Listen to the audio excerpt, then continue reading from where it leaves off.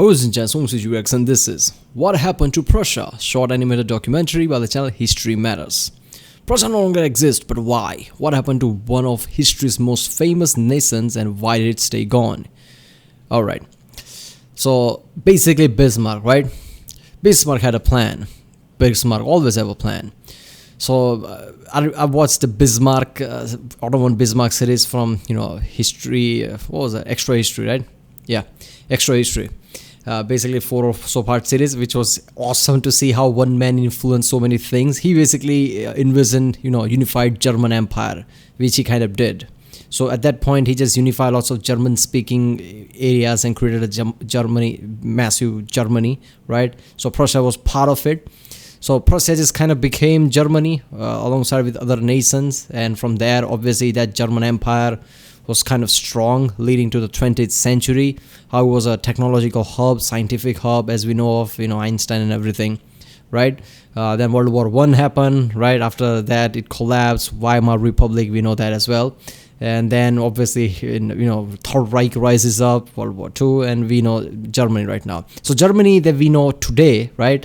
The border of Germany is not the same as, what it was with the German Empire. German Empire was kind of bigger, right, than today's Germany. I think, yeah, it was somewhat bigger. But I'm pretty sure it's just Bismarck. But I don't know, there might be more background detail to it. So let's watch it. I like History Matters. It's ridiculous how they basically explains, complicated topic and simplifying them in just like 3 or 4 minutes. You can't just do that if you don't have talent to do that, because you will leave out way too many details and people will be pissed off in the comments. But apparently this channel does it so well. So let's watch it.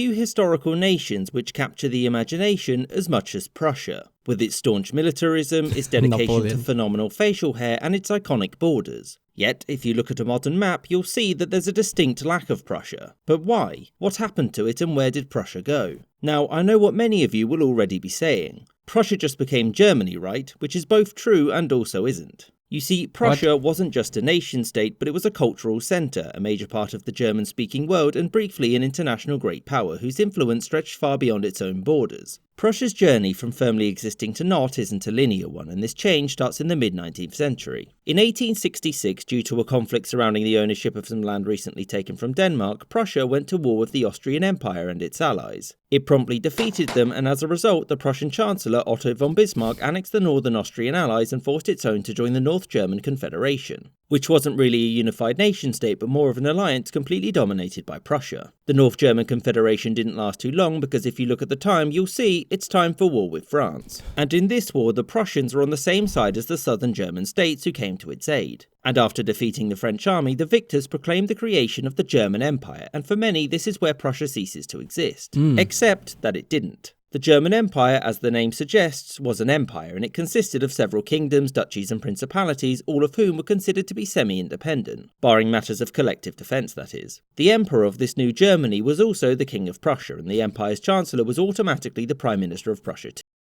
Alright, wait a minute. Isn't that a technicality though? It's like saying United States of America is not a country, it's just United States, right? It's multiple states that are united as a group rather than being a proper country. Right, every state has their own laws and every state has some form of autonomy, but in the end it is a country. So I get it, it was an empire, right? And Prussia didn't completely gone, right? Prussian emperor was also the emperor of Germany or whatever, right? But as an international level, it was recognized as Germany, right? German Empire, now it's a Germany. Everybody recognizes as Germany, now it's unified Germany, right? The name was stuck there, right? I mean, I'm pretty sure that's the case. So I guess you could say that it was just a combination of places. It was an empire. Prussia didn't really go away. I don't know, it feels like a technicality to me. 2. Despite Prussia's dominance of the new German state, it shouldn't be seen as Prussia simply becoming the German Empire and as having annexed the other parts. They were all separate in the same way that Hungary and Austria were separate in the Austro-Hungarian Empire. Like all empires, Yeah, but it was called Austro-Hungarian Empire. This was just simply called German Empire and was marked Germany, right? I mean, sure, you could make that case, but again, this feels like more of a political details to me, right? I mean, you could view it that way, but at an international level, all the other major power nations recognize that as a Germany.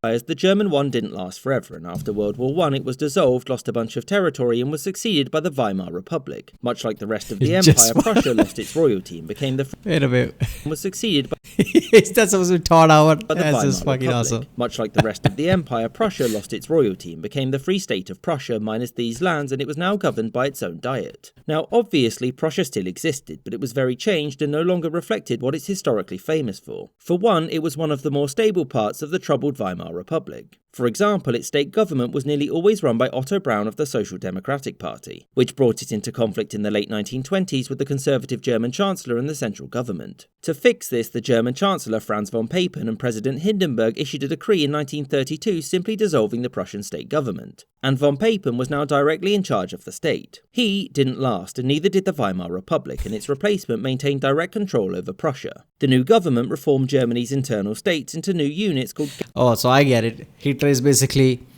so it's a Prussia, then it's a German empire, but it's not really Germany, it's Prussia still. There are other states who's not part of Germany, but apparently German empire. Then World War I happened, now we are Weimar Republic. You know what, enough of this shit, I'm going to take it over. So that's what happened. Gau in 1934, and this was basically the end of Prussia as a single territorial unit, but there were some titles and traditions which remained. Along came World War II, and as you'll know, Germany lost this one too. As the country was being occupied, Otto Braun approached the Allies and asked them to reinstate Prussia as an independent state. The Allies said no, because by this point they'd already decided to take this land from Germany. And also, there were many in the Allies that felt that German militarism came from the legacy of Prussia, and they believed that ending Prussia's very existence after a lost war would kill the cultural roots of militarism in the new Germany that was to come about afterwards. Well, that's not really that far-fetched thing, right? What's the saying goes that Prussian military has a government or something? So Prussia was at its core was mostly military, and government was kind of a sideways thing. Prussia was militarized from the start, I guess. Prussia, if I remember, Prussian army taught USA's army how to fight or something. There's also a story like that. So Prussia was, when it comes to military, was kind of powerhouse, right?